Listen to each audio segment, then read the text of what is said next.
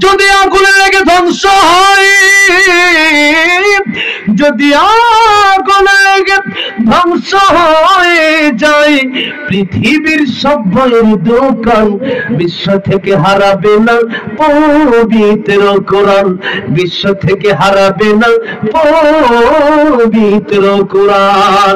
করবে কেমন করে কোরআন ধ্বংস আগুনের তেজ, করবে কেমন করে কোরআন ধ্বংস আগুনের তেজ, আছে বিশ্ব বড় গণিত কোরআনে হাফেজ, তারা আবার ছাপে আসমানি গ্রন্থ, বাঁচাবে কোরআনের সম্মান, বিশ্ব থেকে হারাবে না পবিত্র কোরআন, বিশ্ব থেকে হারাবে না পবিত্র কোরআন। ঠিক কিনা বলে? আল্লাহ কোরআন শরীফের ভিতরে বলেছেন ইন্না নাহনু নাযালনা যিকরা ওয়া ইন্না লাহু লাহাফিজুন। এই কোরআন নাযিল করেছেন আল্লাহ, হেফাজত করবেন কে? আমার ভাইরা, আমার মুরব্বি, এই জন্য তারা ভালো করে জানে এই দেশের ভিতরে টিকে থাকতে হলে, ইসলামের বিরুদ্ধে কথা বলে কেউ টিকে থাকতে পারবে?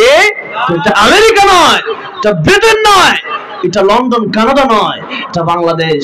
কোটি কোটি মুসলমান যদিও তারা গুনাহ মাঝে মধ্যে করে, কিন্তু আল্লাহর কোরআনের বিরুদ্ধে কথা বললে তারা বসে থাকে না, তারা ঝাঁপিয়ে পড়ে যে কোনো মুহূর্তে। এই জন্য এই দেশের নেতারা জানে যে আমার এই মুহূর্তে এতদিন শার্ট প্যান্ট পরলেও এখন পাঞ্জাবি পায়জামা পরে এরপরে মসজিদে ঢুকে যেতে হবে। এই জন্য এই যে এবার নির্বাচন গেল, এক নায়ক দেখলাম সারা জীবন রুচির দুর্ভিক্ষ, এক খতিব সাহেবের মিম্বরে দাঁড়ায় গেছে ওয়াজ করার জন্য, বক্তব্য দেওয়ার জন্য, পাঞ্জাবি পায়জামা পরে একবার হুজুর সাজছে এখন। এতদিন কোনো খবর নাই। এই জন্য নবীজি বললেন না, পাঞ্জাবি দিয়া তাকওয়া হয় না, দাড়ি বড় বড় রাইখা তাকওয়া হয় না, লম্বা জুব্বা পাগড়ি পরে তাকওয়া হয় না। কারণ লম্বা দাড়ি রবীন্দ্রনাথ ঠাকুরের ছিল, লম্বা জুব্বা সৌদি আরব যে থাকে এগুলোরও আছে। এগুলো ট্রাকনোর নিচে কাপড় পরা, এটা হারাম। ট্রাকনোর নিচে কাপড় পরা কি? আল্লাহ লানত, কিয়ামতের ময়দানে আল্লাহর রহমতের দৃষ্টি দিয়ে আল্লাহ তাদের দিকে তাকাবে না। এখন এই ট্রাকনোর নিচে কাপড় পরে এদের একদিন সৌদি আরবে যাওয়ার পরে আমারে একজন ডাকতেছে নামাজের জন্য, এ হাত দিয়ে সালাত সালাত, নামাজের জন্য যখন ডাকতেছে, তা আমি চিন্তা করলাম এর পিছে নামাজ পড়ি কেমনে? জুব্বা ঠিকই পিনছে, কিন্তু জুব্বা ট্রাকনোর নিচে এর ঝাড়ু লাগে না, অটোমেটিক ঝাড়ু দিয়ে দিতেছে। এখন জুব্বা পড়লেই কি বড় হুজুর হওয়া যায়? জুবাইর আহমদ আনসারী রহমাতুল্লাহ একটা দৃষ্টান্ত দিতেন, দিব বলবো। এক লোক আসছে সৌদি আরব থেকে হজ করিয়া, এখন আসার পরে একটা জুব্বা নিয়ে আসছে ছোট ভাইয়ের জন্য। এখন জুব্বা নিয়ে আসার পরে এটা তো ছোট ভাইকে দিয়েছে, এখন মাপ তো ঠিক নেই, জুব্বা কিনা জুব্বা তো মাপ তো ঠিক থাকে না। এখন আমি যেরকম এই জুব্বা এটা বানিয়ে নিয়েছি, দুবাই থেকে বানিয়ে নিয়ে আসছি, এটা বানাইলে মাপ ঠিক থাকে। এখন বানায় যদি না নিয়ে আসি, একটা জুব্বা আমার কিনা দিলেন, এটা বড় হইতে পারে না, টাকটু নিচে যেতেও পারে। এখন সৌদি আরবে কাবা শরীফের একটু সামনেই ইব্রাহিম খলিল রোড আছে, ওইদিকে জুব্বা বিক্রি করে। আমার ভাই তো কয়েকদিন আগে গেছে, জুব্বা বিক্রি করে না, 50 রিয়াল 40 রিয়াল জুব্বা বিক্রি করে। তো ওই জায়গা থেকে অনেকেই কম দামে জুব্বা কিনে 10-12 জুব্বা নিয়ে আসে, ভাইকে দেয়, বাপকে দেয়, লাগলে লাগুক, না লাগলে নাই। এখন এই জুব্বা যখন ভাইয়ের জন্য নিয়ে আসছে, ভাই এই জুব্বা একদিন পড়ছে, একটা কালো একটা বিড়া নিয়ে আসছে, এখন তো পুরো হাজী সাহেব। ও যখন বাজারে ঘুরতেছে, বাজারে সাপ্তাহিক বাজারের দিন আছে না, যে এই বাজার দিন, সাপ্তাহিক বাজার দিন বাংলাদেশ অনেক জায়গায় আছে, আমাদের দেশে আছে বুধবার দিন গাজীপুরে। তো এইরকম ভাবে সাপ্তাহিক দিনে জুব্বাটার কালো বিড়াটা পরে বাজারে ঘুরতেছে। আজকে আমি হাজী সাহেব সাইজে একটু ঘুরি, অন্যরকম একটা পাট নেই, এ জুব্বা পড়ছে পাট নেওয়ার জন্য, ভাব নেওয়ার জন্য, নতুন স্টাইল। এখন যখন বাজারে গেছে, জিজ্ঞেস করলো, ও ভাই তোমার বাড়ি কই? অমুক এলাকায়। আচ্ছা যাক ভালো, হুজুর আপনার চা খাচ্ছি, আপনি হুজুর আয়েন, আপনিও চা খান। হুজুর বল, হুজুর আর কি খাবেন? কিছু খাবো না। হুজুর বিস্কুটও খান, চা বিস্কুট সবই খাওয়াচ্ছে। এখন আসরের নামাজের আজান দিয়ে দিছে, সবাই চিন্তা করলো নামাজ তো পড়তে হবে। বাজারে কিছু জায়গায় 5 জায়গা মসজিদ থাকে, সিএনজি পাম্পে থাকে, রেলওয়ে স্টেশনে 5 জায়গা নামাজ, ওখানে শুধু ওয়াক্তিয়া নামাজ হয়, জুমার নামাজ হয় না। তো বললো হুজুর নামাজটা পড়ায় দেন। এখন হুজুর বলতেছে না, আমি নামাজ পড়াতে পারবো না, আপনারা একজন পড়ায় দেন। তো বললো হুজুর আপনি পড়ায় দিলে কি হবে, একটু পড়ায় দেন না। হুজুর বললো না আপনি পড়া দেন। এখন যখন পিটাপিটি করতেছে একজন ধাক্কা দেখলো, হুজুর জান ছাই এত কথা বললেন না। যখন হুজুর এত কথা কইলেন না, এখন তো হুজুর পড়ছে বিপদে। আসলে তো হুজুর না, পড়ছে জুব্বা। বিদ্যুতে ইলম কালামকে বোম মারলেও পারিত না। এখন এই লোকটা যখন দিছে নামাজে দাঁড় করায়া, আসল নামাজ তো আল্লাহ আকবার রুকুত গেছে, সিজদায় গিয়ে এবার পেছ লাগাই দিছে। এত অন্ত বসে জানাজার নামাজ সূরা ফাতিহা পারে না, সিজদা গিয়া চিন্তা করতেছে সিজদা কি 3 বার না 5 বার দেওয়া লাগে। এই চিন্তা যখন পড়ছে, এখন চিন্তা করছে এই সুযোগ সিজদার ভিতরে পলায়া যায়। সিজদার ভিতরে মুসল্লি ও পলায়া গেছে। মুসল্লিরা তো সুবহান রাব্বিয়াল আলা সুবহান রাব্বিয়াল আলা সুবহান রাব্বিয়াল আলা 3 বার 5 বার 7 বার 27 বার পড়ছে, কিন্তু ইমাম সাহেব সিজদাতে ওঠে না। কিছু লোক আছেন ইমাম সাহেব নামাজ থাকলে ইমাম সাহেব ওয়ার্নিং দেয়, হুজুর নামাজতে উঠেন তাড়াতাড়ি, আর কত এত দেরি কি লিগা। তারাবি নামাজের সময় দেরি হয়ে গেলে এই মসজিদে না যে মসজিদে দেখো 20 মিনিটে 20 টাকা শেষ, ওটা দৌড় দাও। আর হাফেজ সাহেবরাও যে কি পড়ে আমাদের দেশে,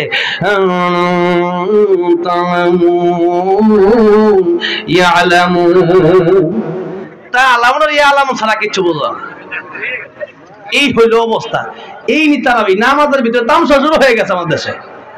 আমাদের তারাবি হয় ঘন্টার পর ঘন্টা, এটা তো ইবাদতের মাস, সারা রাত লাগুক তারাবি পড়তে, সমস্যা কি? কিন্তু তা না করে এমন স্পিডে তারাবি, আল্লাহু আকবার আল্লাহু আকবার আল্লাহু আকবার আল্লাহু আকবার, কি মানে সুরের তালে আছে, নামাজের তালে নাই।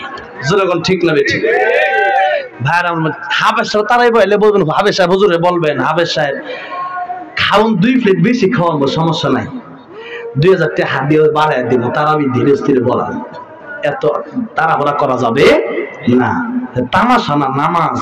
আপনি আল্লাহর সামনে দাঁড়াইছেন, আল্লাহ আপনারা দেখতেছে, আপনি আল্লাহর সাথে কথা বলতেছেন, তখন গুরুত্বপূর্ণ। এই নামাজের মধ্যে দাঁড়াইয়া তামাশা করা যাবে না। সূরা একটা পড়তেছে ধীরে স্থিরের সাথে আল্লাহর সাথে বলেন আলহামদুলিল্লাহ রাব্বিল আলামিন আর রাহমানির রহিম। নবীজি বলেছেন যখন এরকম সূরা ফাতিহা মানুষ পড়ে তখন আল্লাহ জবাব দেয়, বলেন সুবহানাল্লাহ। আল্লাহ জবাব দেয়, তখন আল্লাহ জবাব দিচ্ছেন, ঠিক আছে আপনি কি বলতে চাচ্ছেন আপনি নিজেই তো বুঝতেছেন না। এই জন্যে সুন্দর করে বুঝে পড়ার চেষ্টা করেন। রমজান আসতেছে, এই রমজানে কোরআন শরীফ তো পড়বেনই, সাথে সাথে এই কোরআন শরীফের অর্থ কি আছে পুরো কোরআন শরীফের অর্থ সহ পড়ার চেষ্টা করুন, ইনশাআল্লাহ অনেক কিছু আপনার ভিতরে আসবে। আল্লাহ বোঝার তৌফিক দান করুন, বলেন আমিন। আমার ভাইরা, আমার মুরব্বি বাবাজিরা, যেই কথা বলতেছিলাম, তো এই যে হুজুর যখন নাকি সিজদার ভিতরে রেখে চলে গেছে, একজন মাথা উঠাইছে, উঠায় দেখে হুজুর তো নাই। ডাক দিয়ে বলল, ও মুসল্লিরা, এই সিজদা কিয়ামত পর্যন্ত শেষ হবে না, সবাই মাথা উঠান। উঠায় দেখে আসলে ইমাম সাহেব নাই। গেছে ইমাম সাহেবের খোঁজ দিয়ে বাড়িতে, বলে ইমাম সাহেব আপনি করলেন কি? ইমাম সাহেব বলল, আপনি জানেন না আমি আপনার আগেই বলেছিলাম নামাজ পড়াবো না, আমি শুধু জুব্বা করছি, আমার ভাই আমার সৌদি আরব থেকে এনেছে, এটা এই সেই জুব্বা। আসলে তো আমার ভিতরে ইলম কালাম কিছুই নাই, এটা শুধুমাত্র হুজুরের লেবাস ধরেছি। আমাদের দেশে অনেক হুজুর আছে, স্টেজে ওইটাই বলবে যে অমুক বাবা তমুক বাবা, বাবার কি ইচ্ছা বইলেই তার 2 ঘন্টা শেষ। কোরআনও নাই, হাদিসও নাই, কোরআন শরীফ সহি শুদ্ধ করে পড়তেও পারে না, এমন হুজুর আছে না নাই? শুধু তাই না, স্টেজে ওইটাই দেখবেন নিজেও নাচে, জনগণও নাচে। আল্লাহ, এই হলো হুজুরের লেবাস, আসলে সে কিন্তু হুজুর না। আমার ভাইরা, আমার মুরব্বি বাবাজিরা, আল্লাহ রাব্বুল আলামিন বললেন কুতিবা আলাইকুমুস সিয়াম কামা কুতিবা আলাল লাযীনা মিন ক্বাবলিকুম লাআল্লাকুম তাত্তাকুন। রোজা তোমাদের উপর ফরজ করেছি, আর তোমাদের পূর্ববর্তীর উপর আমি রোজা ফরজ করেছিলাম। এবার আসুন, আল্লাহ বললেন রোজা কেন ফরজ করলাম? লাআল্লাকুম তাত্তাকুন, যাতে করে তোমরা মুত্তাকি হতে পারো। এবার যে কথাটা বলতেছিলাম, আল্লাহ কিন্তু বলেন না আল যাকাতুলি, আল্লাহ বলেন না সালাতুলি, আল হাজ্জুলি। কারণ নামাজ মানুষকে দেখানোর জন্য পড়া যায়, যাকাত মানুষকে দেখানোর জন্য দেওয়া যায়। অনেক সময় দেখবেন 100 টাকার লুঙ্গি 200 টাকার শাড়ি দিলেও 1 মাসও যায় না, তার আগে ছিঁড়া যায়। এরকম হয় না? এইরকম লুঙ্গি আপনি দেওয়ার চেয়ে না দেওয়াই ভালো। 200 লোক আসছে, 50 জনে যাকাত দিলেন, আর 150 লোক পাইল না, মন খারাপ করে চলে গেল। এরপরে 10 জন নিহত, 20 জন আহত। এই হলো আমাদের যাকাত দেওয়ার অবস্থা। আর যাকাত যে দিচ্ছেন আপনি আপনার জন্য যেটা পছন্দ করেন, মানুষের জন্য ওইটা পছন্দ করবেন। আপনি তার 100 টাকা লুঙ্গি দিলেন, ওটা 1 মাসও গেল না। আপনি দেন ভালো একটা জিনিস দেন, কম দিতে পারেন কম দেন, সমস্যা নেই, কিন্তু একটা 500 টাকা দামের লুঙ্গি দেন, 800 টাকা দামের ভালো একটা শাড়ি দেন। আপনি কি দিচ্ছেন? আপনি এমন জিনিস দিচ্ছেন আপনার মনের ভিতরে এটা যে বেশি বেশি দেই, মানুষ জানুক যে আমি যাকাত দিচ্ছি। এই যে আপনার ভিতরে এই চিন্তা চেতনা আসছে, কিয়ামতের ময়দানে আল্লাহ আপনাকে আগে জাহান্নামে দেবে। কারণ লোক দেখানো আমল আল্লাহর কাছে বড়ই আশ্চর্য, বড়ই খারাপ লাগে। এই জন্য লোক দেখানো আমল করার কারণে টাকা তো যাকাত দিলেনি, ওইটা আমও গেল সালাও গেল। টাকা তো দিলেনি, এটা তো এমনিই গেল, আর পরকালে উল্টা জাহান্নামে জ্বলতে হবে। তাহলে আমও গেল সালাও গেল। আমার ভাইরা, আমার মুরব্বি ওয়াজিরা, এই জন্য দুনিয়ার অন্যান্য আমলগুলো মানুষকে যদিও দেখা করা যায়, রোজা এমন একটা ইবাদত, রমজান মাসে যখন বান্দা রোজা রাখে, পানির তৃষ্ণায় পানির পিপাসা লাগে, কলিজা শুকায় যায়, এরপরেও তার সামনে কোনো মানুষ নাই, বান্দা পানি পান করে না। জোরে বলেন, কার ভয়ে পান করে না? আল্লাহর ভয়ে পান করে না। কারণ সে ব্যক্তি ইচ্ছা যদি করে 2 গ্লাস পানি পান কইরা 2 প্লেট খানা খায়া মুখটা মুছে যদি গিয়া বলে রোজা রাখছি, সবাই বিশ্বাস করবে। এরপরেও বান্দা পানি পান করে না, কারণ বান্দা জানে এই পৃথিবীর কেউ যদি আমার না দেখে, একজন ঠিকই আমার দেখবেন। জোরে বলেন, তিনি কে? যাদের হৃদয়ে আছে আল্লাহর ভয়, তারা কবু পথ ভুলে যায় না। আল্লাহর প্রেম ছাড়া এই দুনিয়ায় কারো কাছে কোনো কিছু চায় না। রাতের আধারে যারা সিজদাতে রয়, দু চোখের অশ্রুতে নদী যেন বয়, ছলনার হাত ছানি যতই আসুক, পেছনে ফিরেও তাকায় না। যাদের হৃদয়ে আছে আল্লাহর ভয়, তারা কবু পথ ভুলে যায় না। আল্লাহর প্রেম ছাড়া এই দুনিয়ায় কারো কাছে কোনো কিছু চায় না। ঠিক না? এই জন্য ওয়াজ বেশি শোনার দরকার নাই, একটা শিক্ষা নিয়ে যদি বাড়িতে যেতে পারেন, আত্তাকওয়া হাহুনা, আত্তাকওয়া হাহুনা, আত্তাকওয়া হাহুনা। নবীজি তিনবার এই কথা বললেন। নবীজি বললেন, তাকওয়া দেখানোর জিনিস না, তাকওয়া অন্তরের ব্যাপার। অন্তরের ভিতরে যদি তাকওয়া না থাকে, আমার ভিতরে যদি লম্বা লেবাস থাকে, এরপরে আমি গুনাহ ছাড়তে পারবো না। কিন্তু আমার অন্তরের ভিতরে যদি তাকওয়া থাকে, আল্লাহ রাব্বুল আলামিন বললেন, কালো আর ধলা দিয়া আমি আল্লাহর কাছে দামি হওয়া যায় না, লম্বা আর খাটো দিয়া আমি আল্লাহর কাছে দামি হওয়া যায় না, 10 তলা ওয়ালা 20 তলা ওয়ালা আর 5 তলা ওয়ালা দিয়ে আমি আল্লাহর কাছে দামি হওয়া যায় না। আমি আল্লাহর কাছে ওই ব্যক্তি দামি, ইন্না আকরামাকুম ইনদাল্লাহি আতকাকুম, যার অন্তরে যত বেশি তাকওয়া আছে। হযরতে বেলাল রাদিয়াল্লাহু আনহু বড় কালো, কিন্তু তার অন্তরটা ছিল বড় ভালো। এই জন্য আল্লাহ নবী জান্নাতের ভিতরে যখন গেলেন, নবীজি হাঁটার আওয়াজ শুনতেছেন, টক টক করে কে যেন হাঁটতেছে। নবীজি জিজ্ঞেস করলেন, জিবরাইল, জান্নাতের ভিতরে আমি আসার আগে কে এসে হাঁটতেছে? জিবরাইল ডেকে বলেন, ইয়া রাসূলুল্লাহ, ইয়া হাবিবাল্লাহ, ওগো নবীজি, আপনার আগে জান্নাতের ভিতরে কেউ আসে নাই, কেউ হাঁটেও নাই, কিন্তু হযরত কালো বেলাল রাদিয়াল্লাহু আনহু দুনিয়ার জমিনে হাঁটতেছে। তার হাঁটার আওয়াজ আল্লাহর তরি জান্নাতের ভিতরে এসে পৌঁছে যায়। হযরতে বেলালের হাঁটার আওয়াজ আল্লাহর তরি জান্নাতের ভিতরে পৌঁছে যায়। অথচ হযরতে বেলাল কালো হাবশী গোলাম, একটা কাপড়, তার কোনো কাপড় নাই, এত গরিব। এই হাবশী কালো বেলালের দাম কি বেশি সুন্দর হওয়ার কারণে, ধনী হওয়ার কারণে, 10 তলা বাড়ির মালিক হওয়ার কারণে? কিসের কারণে? ইন্না আকরামাকুম ইনদাল্লাহি আতকাকুম। তাকওয়া তার অন্তরে ছিল এত বেশি, সে জীবন দিয়ে দিতে রাজি, কিন্তু আল্লাহর ভয় তার অন্তর থেকে চলে যায় নাই। আল্লাহকে ভালোবাসতে রাজি, কিন্তু জীবন দিয়ে দিতে রাজি, জীবন দিয়ে দিবে। তথাপি আমার আল্লাহর মহব্বত, আল্লাহর ভালোবাসা, আল্লাহ আল্লাহর ভয় তার অন্তর থেকে সে বের করে দিতে পারবে না। আজকে একটা শিক্ষা নিয়ে যদি আমরা বাড়ি যেতে পারি, আর ওয়াজের দরকার নেই, একটা শিক্ষায় আমাদের জীবনকে পরিবর্তন করতে পারবে। যে আমরা যেখানে যাই না কেন, যে কোনো কাজ আমরা করি না কেন, আমাদের দুনিয়ার কোনো মানুষ দেখতে না পারে, আমাদেরকে সদা সর্বদা 24টা ঘন্টা নজর রাখতেছেন, দেখতেছেন একজন, তিনি কে? আল্লাহ ঠিকই আমরা দেখতেছেন। এই চিন্তা যদি হয়, গুনাহ করতে পারে? আল্লাহ দেখতেছে। কিয়ামতের ময়দানে আল্লাহর কাছে এই ব্যাপারে আমার জবাব দেওয়া লাগবে। কি জবাব দেব? এই কথা যদি আমাদের অন্তরে ঢোকাতে পারি, তাহলে আমাদের গুনাহ কবে যাবে? গুনাহ আমরা করব না। আর গুনাহ হয়ে গেলেও সাথে সাথে তওবা, আল্লাহ গুনাহ হয়ে গেছে, আমাদের তুমি মাফ করে দাও। আমার ভাইরা, আমার মুরব্বি বাবাজিরা, এবার আসুন, আর মাত্র 10টা মিনিট সময়। আমি সেই রাজশাহী থেকে গতকাল রাত 1টা বাজে রওনা দিয়ে এখানে আসলাম। বেশি সময় লম্বা করব না, আর মাত্র 10টা মিনিট সময়ের ভিতরে কথা শেষ করব। এবার আসেন, আমার ভাই তো অনেক আলোচনাই করেছেন রমজানে আর 2টা গুনার কথা। আমি আপনাদেরকে বলবো, ওই 2টা গুনাহ যদি করেন, রমজানের রোজা তার কাছে চলে যাবে, বিকাশের মতো ট্রান্সফার হয়ে যাবে, যার বিরুদ্ধে আপনি গীবত করলেন। এই জন্য গীবতের মারাত্মক কয়েকটা ক্ষতি আমি বলে আলোচনা শেষ করে দেব। সূরা হুজুরাতের 12 নম্বর আয়াতে আল্লাহ রাব্বুল আলামিন বলেন, ইয়া আইয়ুহাল্লাযীনা আমানু ইজতানিবু কাসীরাম মিনাজ-যন্ন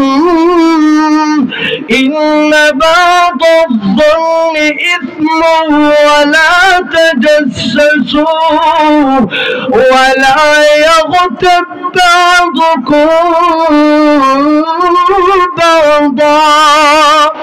আল্লাহ রাব্বুল আলামিন বললেন, হে ঈমানদারেরা, তোমরা একজন আরেকজনের প্রতি ধারণা খারাপ করবা না।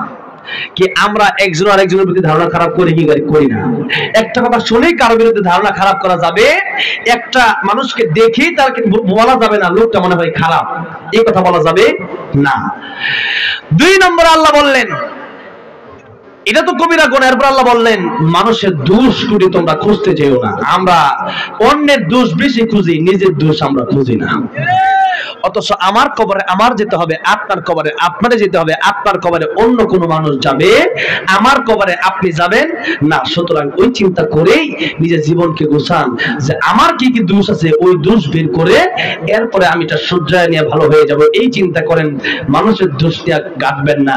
এবার আসেন, আল্লাহ বললেন 3 নম্বর, যেটা আমার মূল কথা, ওয়ালা ইয়াগতাব বা'দুকুম বা'দা, তোমরা একজন আরেকজনের বিরুদ্ধে গীবত, পরনিন্দা, সমালোচনা করবা না। আজকে এই লোকটা সাইস্টলে, হোটেলে, এরপরে বিভিন্ন জায়গায়, রাস্তার মোড়ে মোড়ে এই একজন একজনের সাথে দেখা হলে এই গীবত আছে না নাই? এই গীবত কারে বলে এটাও আমাদের জানা দরকার। আর গীবতের দুনিয়াতে 2টা ক্ষতি, পরকালে তো ক্ষতি আছেই, জাহান্নাম। এবার আসেন, আল্লাহ কোরআনে কি বলেছেন এটা আগে আমরা জানবো, এরপরে ক্ষতি 2টা বলবো, এরপরে আলোচনা শেষ হয়ে যাবে ইনশাআল্লাহ। আল্লাহ রাব্বুল আলামিন বলেন গীবত কত মারাত্মক, শুনেন। أيحب أحدكم أن يأكل لحم أخيه ميتا فكرهتموه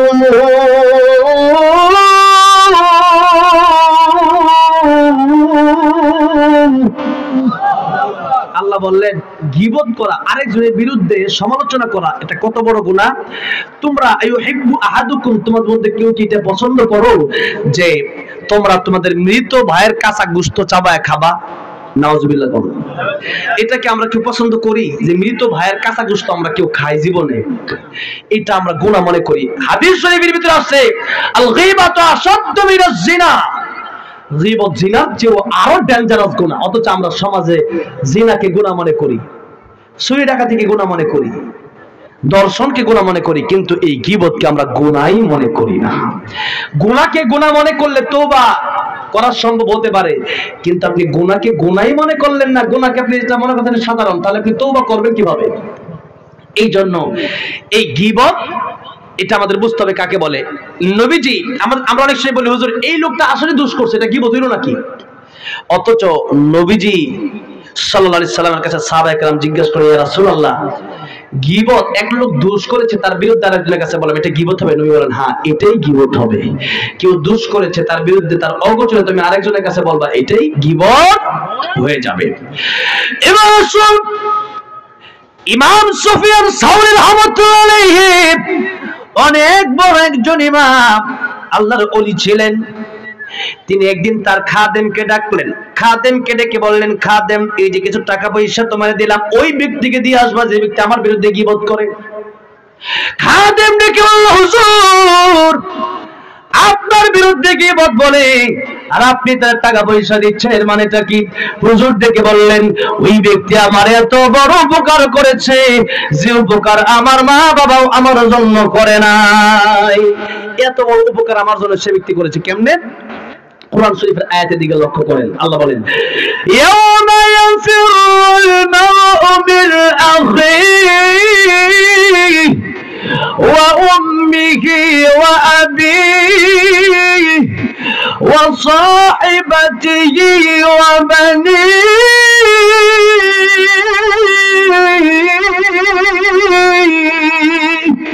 আল্লাহ বললেন, কিয়ামতের ময়দানে তোমাদের মা বাবা, তোমাদের আত্মীয় স্বজন, ভাই বোন তোমাদের কোনো কাজে আসবে না। আমার ভাইরা, আমার মুরব্বী ওয়াজিরা, যদি কিয়ামতের ময়দানে বাপ মা কোনো কাজে না আসে, সেই দিন এই গীবত যে ব্যক্তি করলো তার ক্ষতিটা কোন জায়গায় দেখেন। যে ব্যক্তি গীবত করলো তার দুইটা ক্ষতি হয়ে গেল। এক নম্বর, কষ্ট করে নামাজ পড়লেন, রোজা রাখলেন, হজ করলেন, যাকাত দিলেন, এত কষ্ট যে আপনি করলেন, এখন এই সমস্ত নেক আমলগুলা একবার গীবত বলার কারণে তার কাছে চলে গেল, তার সমস্ত বদ আমল গুনাহগুলা আপনার কাছে চলে আসবে। নাউজুবিল্লাহ বলেন। এখন আপনি গীবত করলেন, আমাদের দেশে এমন লোকও আছে 3 বেলা ভাত না খায় থাকতে পারবে কিন্তু গীবত না করে থাকতে পারবে না। এখন নবীজি বললেন, তোমার দুইটা ক্ষতি হয়ে যাবে। তুমি যদি গীবত করো, তোমার যত নেক আমল তার কাছে চলে যাবে, তার যত গুনাহ তোমার কাছে চলে আসবে। কিয়ামতের ময়দানে তুমি তার গুনাহ লইয়া জাহান্নামে যাবা, আর তোমার নেক আমল নিয়ে সে জান্নাতে চলে যাবে। সুবহানাল্লাহ। তাহলে ইমাম সুফিয়ান সাউরি রাহমাতুল্লাহ তিনি এই কাজটা করতেন, তার বিরুদ্ধে কেউ গীবত করলে তিনি হাদিয়া তোহফা দিতেন। এখন আমরাও একটা কাজ করতে পারি, আমাদের বিরুদ্ধে কেউ গীবত বললে আমরা তারে 100 টাকা দেব, ভাই তুমি এটা দিয়ে বিরিয়ানি খাইও। এ যদি 100 টাকা দিয়ে আপনার কাছে 100 টাকা না থাকে, আপনি তারে 5 টাকার একটা কয়েন বের করে এরপরে তারা দিবেন। 5 টাকার কয়েন চিনেন তো? এই যে কয়েন, এই 5 টাকার কয়েন যদি থাকে, আমার হাতে আছে জন্য দেখালাম, 5 টাকার একটা কয়েন হাতে দিয়ে বলবেন যে 5 টাকা দিয়ে একটা চা খাইও। যদি ও তো জিজ্ঞাসা করবে, আমারও তুমি টাকা দিলা, আমি তোমার শত্রু, আমি তোমার বিরুদ্ধে সারাদিন গীবত করি, আপনি বলবেন তুমি আমার বাপ মায়ের চেয়ে বড় উপকার আমার করছো। কারণ বাপ মা কিয়ামতের মধ্যে আমার একটা নেকি দিবে না, কিন্তু তোমার নেকি আমার অটোমেটিক দিয়া দেওয়াই লাগবে। সুতরাং বান্দার হক আল্লাহ মাফ করে না, আল্লাহর হক আল্লাহ মাফ করলেও বান্দার হক আল্লাহ মাফ করবে না। সুতরাং তুমি আমার এত বড় উপকার করছো, তোমার হাদিয়া দেব না তো হাদিয়া দেবটা কারে আমি? এবার আসুন, আমাদের সমাজের ভেতরে অনেক সময় দেখা যায় উলামায়ে কেরামরা কাদিয়ানির বিরুদ্ধে বলে। কাদিয়ানির বিরুদ্ধে বলে না? কাদিয়ানির বিরুদ্ধে বলতে হবেই। এরপরে হিজবুশ শয়তান আরো অনেক দল আছে আমাদের দেশের ভিতরে, যা নাকি ইসলামের কোনো বালাই তাদের ভিতরে নাই, আল্লাহর কোরআন নবীর হাদিসকে অস্বীকার করে বসে, এই কোরআনকে বাদ দিয়া নিজের তৈরি করা ধর্ম এই দেশে প্রচলিত করতে চাই। এখন এদের বিরুদ্ধে আমিও তো আপনাদের কাছে অনেক সময় বলি। এখন আপনারা বলবেন, তাহলে হুজুর আপনিও তো গীবত করলেন না। কিছু গীবত আছে ফরজ, এটা করতেই হবে। গীবত করা কি ফরজ। আল্লাহ রাব্বুল আলামিন সূরা হাজরের ভিতরে বললেন, আমি পৃথিবীর যত নবী রাসূল আমি পৃথিবীতে পাঠিয়েছি, ওয়া লাকাদ বাসনা ফি কুল্লি উম্মাতির রাসূলান আন ইবুদুল্লাহ ওয়াজতানিবুত তাগুত। এই পৃথিবীতে যত নবী রাসূল আমি পাঠিয়েছি, দুইটা দাওয়াত দেওয়ার জন্য বলেছি। কয়টা? 1 নম্বরে আনি আবুদুল্লাহ, কেবলমাত্র আল্লাহর ইবাদত করবা। কোন বাবা, তালা বাবা, মাস্তান বাবা, কোন পীর, কোন খাজা, কোন নবীর ইবাদত করা যাবে না। ইবাদত করতে হবে কার? আল্লাহর। 2 নম্বরে আল্লাহ বলেন ওয়াজতানিবুত তাগুত, তোমরা তাগুতকে বর্জন করো। কারণ কথাটা মনে রাখতে হবে, হিন্দুরাও কিন্তু আল্লাহরে মানে। হিন্দুরা আল্লাহরে মানে, আপনারা জানেন, কিন্তু অনেকেই মানে বুঝে না কেমনে মানে। আমি এই কয়েকদিন আগে, 1-2 মাস আগে ইন্ডিয়া থেকে আসার সময় আমাকে গ্রেফতার করছিল। তো নানান রকম প্রশ্ন আমাকে জেলখানায় করা হলো। তো আমাকে জিজ্ঞেস করলো, আপনি কিসের কথা বলেন, কার কথা বলেন, কার দাওয়াত দেন? আমি বলি আমি আল্লাহর দাওয়াত দেই। তো উনি বললো, আপনি আল্লাহর দাওয়াত দেন, গড, আমরা তো আল্লাহরে মানি। তো আমি চিন্তা করলাম, ওরা কেমনে মানে, আপনারা কেমনে মানেন? বললো যে আমরা মানি, আমাদেরকে তো, আমরা দেব দেবীর পূজা করি, লাত মানাত উজ্জার পূজা করি, আর এরা আমাদেরকে আল্লাহ পর্যন্ত পৌঁছায় দিবে। নাউজুবিল্লাহ বলেন। খ্রিস্টানেরা আল্লাহকে মানে কি মানে না? বৌদ্ধরা সবাই আল্লাহরে মানে, কিন্তু আল্লাহর সাথে আল্লাহরে মানে ঠিক, কিন্তু আল্লাহর সাথে আরো কয়েকজনকে মানে, ঠিক কিনা? শিরিক করে। এখন তারা বলে যে আমরা আল্লাহকেও মানি, অন্য অন্য মূর্তিকেও মানি, সূর্যকেও মাবুদ মানি, চন্দ্রকেও মাবুদ মানি, আগুনকেও পূজা করি, দেব দেবীরও পূজা করি। দেখেন, তারা বলে আমরা আল্লাহকেও মানি, আর আমরা যারা ঈমানদার আমরা বলি আমরা আল্লাহকেই মানি। আল্লাহকে ই মানি, আল্লাহকে ও মানি। এই রশি আর রস্য উ, এই দুটার ভিতরেই পার্থক্য। ই আর উ, আল্লাহকেই আমরা মানি, আর কাউকে আমরা মানি। তার মানে আমরা তাগুত বর্জন করলাম। এরপরে আমরা এই দুনিয়াতে যত ধর্মের লোক বলেন, সবাই কম বেশি জানে যে সৃষ্টিকর্তা একজন আছে, এটা জানে এবং এটা মানে। শুধু একমাত্র নাস্তিকরা বাদে, নাস্তিক এরা আল্লাহ কিছুই মানে না। এরপর এটা আমরা প্রাকৃতিক এমনি এমনি হয়েছি। অথচ এদেরকে যদি বলি যে একটা এই মাইকটা এটা এমনি এমনি হয়ে গেছে, এই যে টিস্যুর বক্সটা না, এটা আকাশ থেকে ফিরে গেছে, এই মোবাইলটা এটা অটোমেটিক ফুমার শেয়ার হয়ে গেছে, এরা কইব পাগলের কথা শুনছনি। এতে তারা বিশ্বাস করবে না। কিন্তু যখন বলি তোমারে বানাইছি কে, আমার বানাইছি, আমরা এমনি হয়ে গেছি। এদের মতো গর্দব আর কেউ আছে? এদের বিরুদ্ধে তো আমার কথা বলতেই হবে। তাগুত, নাস্তিক, শয়তান, জালেমের বিরুদ্ধে আমাকে অবশ্যই কথা বলতে হবে, সবার সামনে, আড়ালে হোক, তাদের সামনে হোক, আড়ালে হোক, যে কোনো ভাবে তাদের বিরুদ্ধে কথা বলা আমার জন্য ফরজ। তাদের বিরুদ্ধে কথা বলা কি ফরজ, এটাও এক ধরনের গীবত। এবার আসেন, আরো 4 ধরনের গীবত বলবো। আপনাদের কষ্ট হচ্ছে মনে হয়, আমি অল্প সময় তো শেষ করব। আমাকে 11:30 টাইম দিয়ে, একবারে 11:30 পর্যন্ত টাইম দিয়েছে। এরপর এতক্ষণ আমি পারবো না, সকাল দুপুর রাত, এখনো এক ভাত এখনো খাই নাই। গত বছর আসা এত দূর থেকে, এই বছর আজকে হলো শেষ প্রোগ্রাম আপনাদের সিলেটে। প্রায় 3 বছর পর সিলেটে আসলাম। এই মৌলভীবাজারের এরকম শুরু থাকতে আমার প্রোগ্রাম এখনো আছে, আছে না? যারা এখন দাওয়াত দিয়েছে তারা জানে আমি এই মৌলভীবাজার আজকে থেকে আসি না, প্রায় 12 বছর আগে এই মৌলভীবাজার, এই সিলেটে আমি পড়াশোনাও করছি, আলহামদুলিল্লাহ বলেন। তবে এই সিলেটে আসাটা একটু কম হয়, আমার উত্তরবঙ্গের প্রোগ্রাম বেশি, আমার ঢাকার কাছাকাছি কষ্ট কম হয়, জন্য ওইদিকে বেশি করি। কিন্তু আমার এই আজকে আসার পরেও অনেক ভাইয়েরা ওই কোলাউড়াতে দাঁড় করাইয়া আমারে কফি খাওয়াইয়া এরপরে বলছে দাওয়াত কিন্তু আগামীতে অনেকগুলো নিতে হবে। আমি বলছি ইনশাল্লাহ আসবো। আর আমি এই সিলেটে আলোচনা করতেন আল্লামা জুবাইর আহমদ আনসারী রহমতুল্লাহ আলাইহি, তিনি হচ্ছেন আমার কলিজার টুকরা এবং প্রিয় একজন মানুষ। সিলেটের অসংখ্য উলামায়ে কেরাম আমার উস্তাদ, এবং অসংখ্য উলামায়ে কেরামগণ আমার মাথার মুকুট। ইসলাম সিলেটে মাঝে মধ্যে আসি, ঘুরতে আসি, কিন্তু প্রোগ্রাম কম, আমার খুবই ভালো লাগে। তো এবার আসেন 11:15 মিনিটের ভিতরে শেষ করব। আর 4 ধরনের গীবত আমি বলবো। আরেকটা গীবত বলতেছি, জালেমের জুলুম থেকে বাঁচার জন্য বিচারকের কাছে গীবত বলা যায় আছে।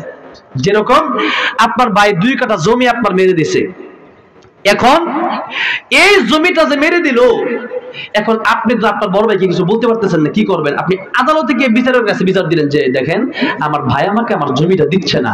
তখন বিচারক সাহেব একটা ফয়সালা করবে।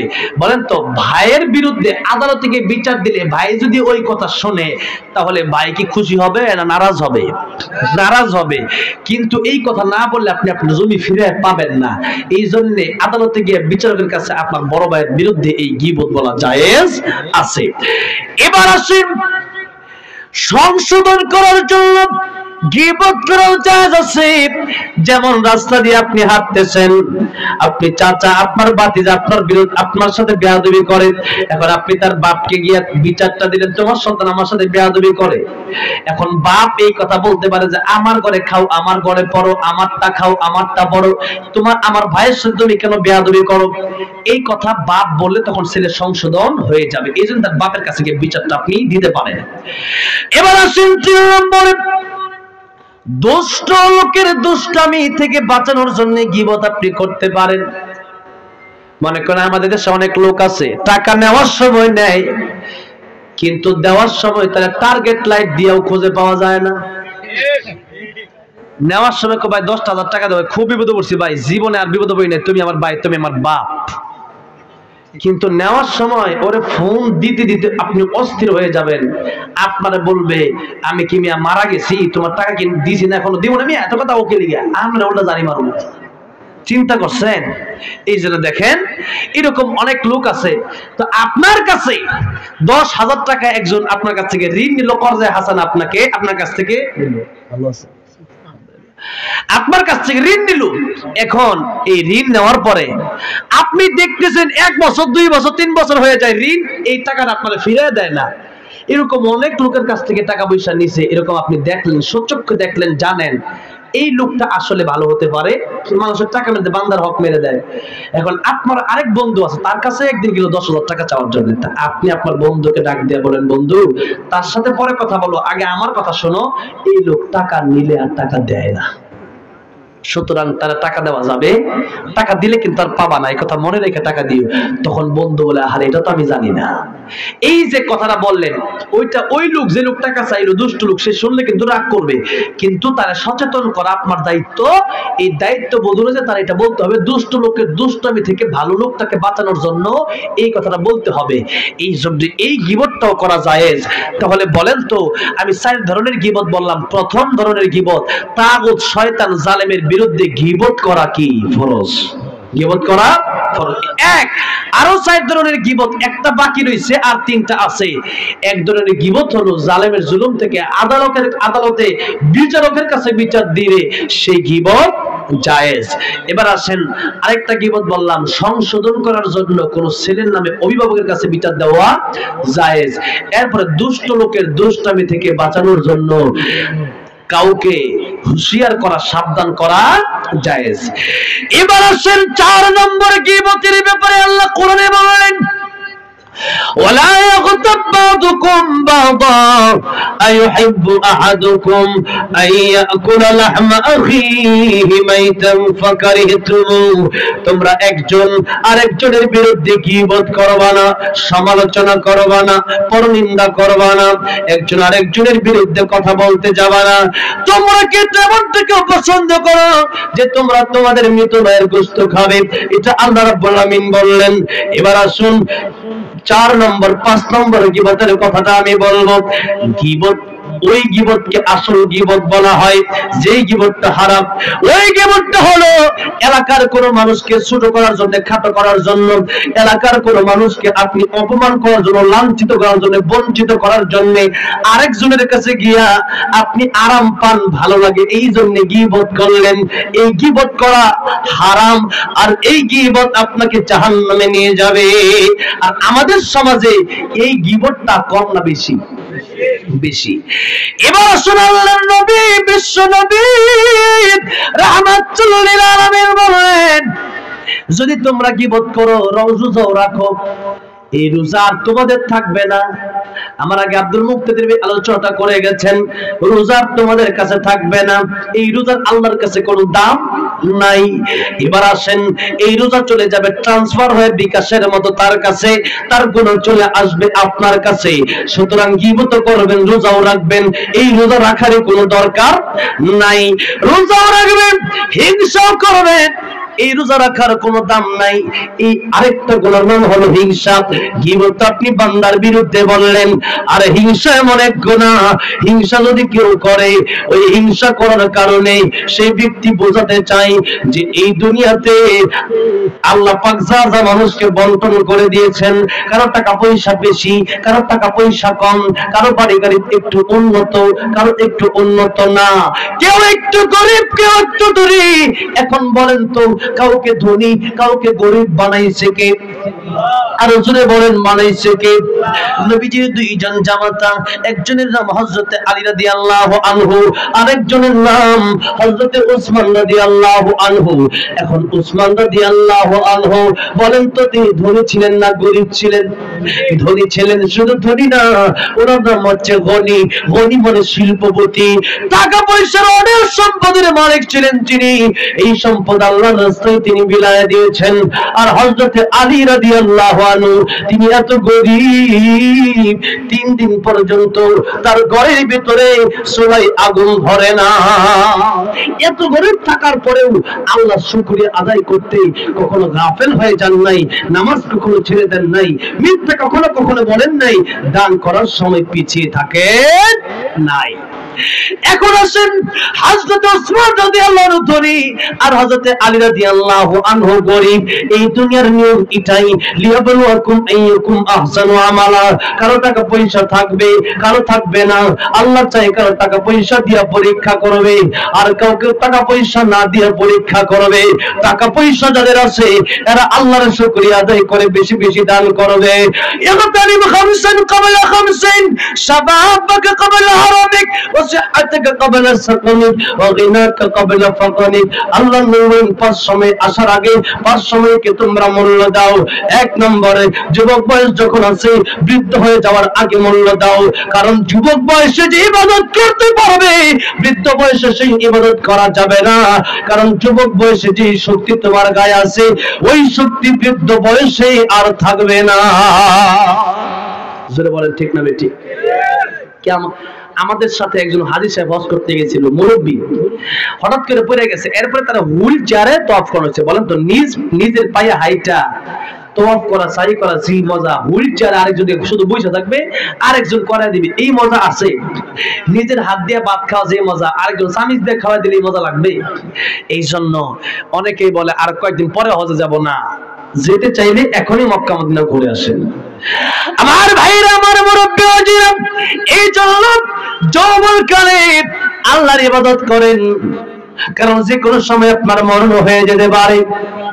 2 নম্বরে নবীজি বললেন, সিহাতাকা ক্বাবলা সাকামিক, সুস্থ থাকা অবস্থায় আল্লাহর গোলামি করো। কারণ যে কোনো সময় তুমি অসুস্থ হয়ে যেতে পারো, কিডনি নষ্ট হয়ে যেতে পারে, প্যারালাইসিস হয়ে যেতে পারে, লিভার নষ্ট হয়ে যেতে পারে, ডেঙ্গু জ্বরে আক্রান্ত হতে পারো। এই জন্য অসুস্থ আসার আগে সুস্থ থাকা অবস্থায় আল্লাহর গোলামি করো। 3 নম্বরে গিনাকা ক্বাবলা ফাকারিক, টাকা পয়সা থাকা অবস্থায় আল্লাহর রাস্তায় দান করো।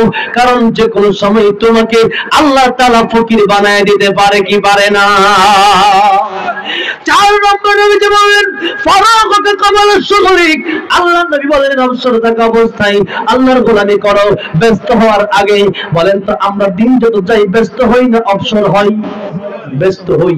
এই জন্যে ব্যস্ত হওয়ার আগে অবসর থাকা অবস্থায় আল্লাহর গোলামি বেশি বেশি করতে হবে। নবী বলেন 5 নম্বর, হায়াতাকা ক্বাবলা মাউতিক, মরণের আগে ভালো হয়ে যাও।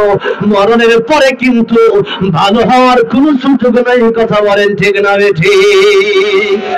মরণের পরে ভালো হওয়ার সুযোগ আছে? মরণের পরে আর সুযোগ নেই। এই জন্য ভালো হতে চাইলে মরণের আগেই ভালো হওয়া লাগবে। মরণ কখন আসে আমরা জানি না, এই জন্য এখনই ভালো হয়ে যাওয়া লাগবে। আমার ভাইরা, আমার মুরব্বী বাবাজিরা, যে কথা বলতেছিলাম, টাকা পয়সা তার আছে, সে ব্যক্তি দান করবে, সে ব্যক্তি শুকরিয়া আদায় করবে। কারণ আল্লাহ দিয়েছে, আল্লাহ সিনায়াও নিতে পারে। আর যার টাকা পয়সা নাই, সে ব্যক্তি ধৈর্য ধারণ করবে। ওয়াবাশশিরিস সাবিরিন, আল্লাহ ধৈর্যশীলদের জন্য জান্নাতের সুসংবাদ দিয়েছেন। বলেন সুবহানাল্লাহ। এবার আসেন আমার ভাইরা, আমার মুরব্বী বাবাজিরা, তাহলে যার টাকা পয়সা আছে আর যার টাকা পয়সা নাই, যার টাকা পয়সা নাই যার আছে, তারা দেখে হিংসা করা যাবে? হিংসা করলে সর্বপ্রথম নিজেরই ক্ষতি হবে। নবীজি বলেছেন তোমাদের লাকড়িকে যেমন আগুন পোড়ায় ছারখার করে দেয়, তোমাদের নেকিও হিংসা পোড়ায় ছারখার করে দেয়। এখন আসেন, আগুন যেমন লাকড়ি পোড়ায় দেয়, হিংসা তেমন আপনার আমলনামা পোড়ায় দেয়। এই জন্য হিংসা করলে এক নম্বর তো নিজের কষ্ট হয়, শান্তি তো নিজের মনের ভিতরে আসবে না যতক্ষণ আপনি হিংসা করবেন। আর দুই নম্বরে আপনার নেকি সব ধ্বংস হবে। এবার আসেন, হিংসা করে আপনি বোঝাতে চান যে আল্লাহ তারে এই টাকা পয়সা বাড়ি গাড়ির মালিক বানাইলো কেন? তার মানে আল্লাহর বন্টনে আপনি খুশি না, আপনার ভেতরে কুফরির দানা আছে, আল্লাহ একটা অবিচার করছে, এই কথা আপনি বুঝাইতে চান। কারণ আল্লাহ যারা দান করছে, আল্লাহর ইচ্ছা হয়েছে দেখে আল্লাহ তারা দান করছে, যখন ঠিক না ঠিক। তাহলে এই কথা বলা যাবে না তাহলে তো বেশি কেন? হ্যাঁ, আল্লাহ তার 5 তলা আছে, আমারও তুমি 5 তলা দাও, এই দোয়া করা যাবে। এটা হচ্ছে ঈর্ষা, এটা জায়েজ আছে। এরপরে আপনি যখন দোয়া করবেন আল্লাহ আমারও তুমি দাও, যদি এই নাপাতে কাজ না হয় তখন অ্যান্টিবায়োটিক দিতে হবে। অ্যান্টিবায়োটিক কি? তখন হিংসা দূর করার জন্য নফস চাইবে এত টাকা কেন, এত বাড়ি কেন আপনার জলে ভিতরে, কিন্তু আপনি বলবেন আল্লাহ তার 5 তলা আছে, তুমি তার 10 তলা বানায় দাও। দোয়া করতে পারবেন না? মানে বুঝেন নাই, মন চাচ্ছে যে এই লোকের এত টাকা পয়সা কেন, কিন্তু আপনি মুখ দিয়ে দোয়া করবেন আল্লাহ আমার এই নফস তো বড় জ্বালাচ্ছে আমাকে, আল্লাহ এই লোকের 1 কোটি আছে, আল্লাহ তারা 2 কোটির মালিক বানায় দাও, আল্লাহ এই কোটি 4 কোটি আছে, এই লোকের তুমি 8 কোটির মালিক বানায় দাও। তাহলে দেখবেন হিংসা একসময় দূর হয়ে যাবে। এবার আসুন, অনেক সময় হিংসা যদি কেউ করে এটার বদ নজরও লাগে। হিংসা থেকে বাঁচার জন্য আল্লাহ সূরা ফালাক নাজিল করেছেন, এবং এই সূরার শেষের আয়াতটা ওয়া মিন শাররি হাসিদিন ইযা হাসাদ। আল্লাহ আমাকে আপনি হিংসুকের হিংসা থেকে আপনি আমাকে হেফাজত করেন। এই দোয়া আল্লাহ আমাদেরকে শিক্ষা দিয়েছেন। এই জন্য হিংসুকের হিংসা, আল্লাহ আইনু হাক্কুন, মানুষ অনেক সময় চোখ দেয়, বড় বড় তাকায়, অনেক সময় বাচ্চাদের ছবি পেয়ে ফেসবুক পোস্ট করেন আপনারা, এটা করবেন না, এটা করা যাবে না। তাহলে সুন্দর বাচ্চা, অনেক সময় আমরা কাজ করি এমন কাজের শরিয়া ভিত্তিক না, যেরকম ছোট বাচ্চার কপালে টিপ দিয়ে দিছি, এমনি ফুটফুটে সুন্দর বাচ্চা, আবার তার কপালে টিপ দিয়ে দিলে আরো সুন্দর লাগে, কি লাগে না? আরো বেশি চোখ লাগে। এরপরে ক্ষেত খামারে অনেক সময় দেখা গেছে যে একটা বাটি ঝুলাইয়া দেয়, ঝাড়ু ঝুলাইয়া দেয়, জুতা ঝুলাইয়া দেয়, যে মানুষের চোখ যেন না লাগে, কিন্তু না, এগুলোর ইসলামে কোনো ভিত্তি নাই।